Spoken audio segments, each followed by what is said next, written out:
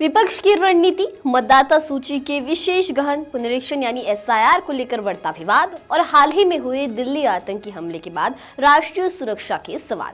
इस बीच 1 दिसंबर 2025 को संसद के शीतकालीन सत्र का आगाज हो चुका है और शुरुआत से ही यह सत्र कई मायनों में बेहद अहम माना जा रहा है।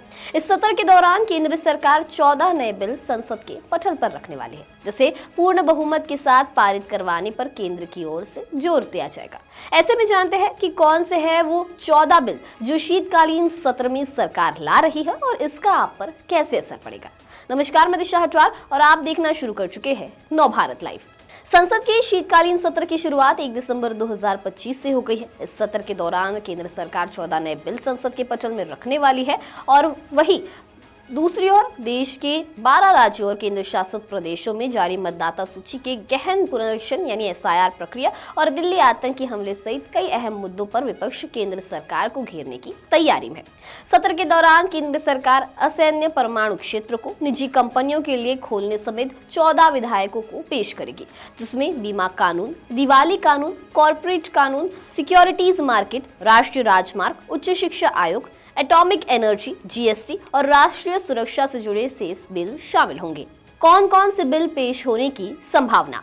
जन विश्वास संशोधन विधेयक 2025, दिवालिया एवं दिवाली बैंकरप्सी कानून संशोधन विधेयक 2025, मणिपुर वस्तु एवं सेवा कर द्वितीय संशोधन विधेयक 2025, रिपीलिंग और संशोधन विधेयक 2025, राष्ट्रीय राजमार्ग संशोधन विधेयक 2025, परमाणु ऊर्जा विधेयक 2025, कॉर्पोरेट कानून संशोधन विधेयक 2025, सिक्योरिटीज मार्केट्स कोड बिल 2025, बीमा कानून संशोधन विधेयक 2025, मध्यस्थता और सुलह संशोधन विधेयक 2025, उच्च शिक्षा आयोग विधेयक 2025, केंद्रीय उत्पाद शुल्क संशोधन विधेयक 2025, स्वास्थ्य सुरक्षा एवं राष्ट्रीय सुरक्षा सेस विधेयक 2025, वर्ष 2025-26 के लिए प्रथम पूरक अनुदान मांगों।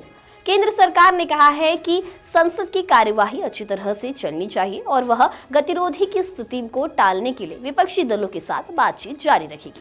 वहीं संसद की शीतकालीन सत्र को लेकर रविवार यानी 30 नवंबर 2025 को रक्षा मंत्री राजनाथ सिंह की अध्यक्षता में सर्वदलीय बैठक का आयोजन किया गया था, जिसके बाद संसदीय कार्य मंत्री किरेन रिजिजू ने कहा कि मैं सकारात्मक रूप से कह रहा हूं कि हम विपक्ष की बात सुनने के लिए तैयार है। संसद सबकी है, देश की है।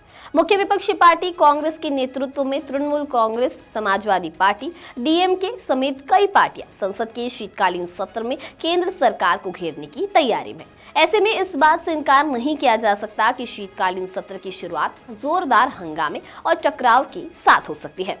विपक्ष सबसे पहले देश के 12 राज्यों और केंद्र शासित प्रदेशों में एसआईआर प्रक्रिया के विरोध में एकजुट होकर सरकार पर चर्चा करने के लिए जोर डालेगी। हालांकि सरकार ने पहले ही साफ कर दिया है कि एसआईआर का मुद्दा संसद में नहीं उठाया जा सकता है। विपक्षी पार्टियां केंद्र पर मतदाता सूची से लाखों मतदाताओं के नाम काटने और वोट चोरी के आरोप लगा रही है। उनका कहना है कि सरकार एसआईआर के नाम पर पिछड़े, दलित, वंचित और गरीब वोटरों को लिस्ट में हटाकर अपने मन के मुताबिक वोटर लिस्ट तैयार की है।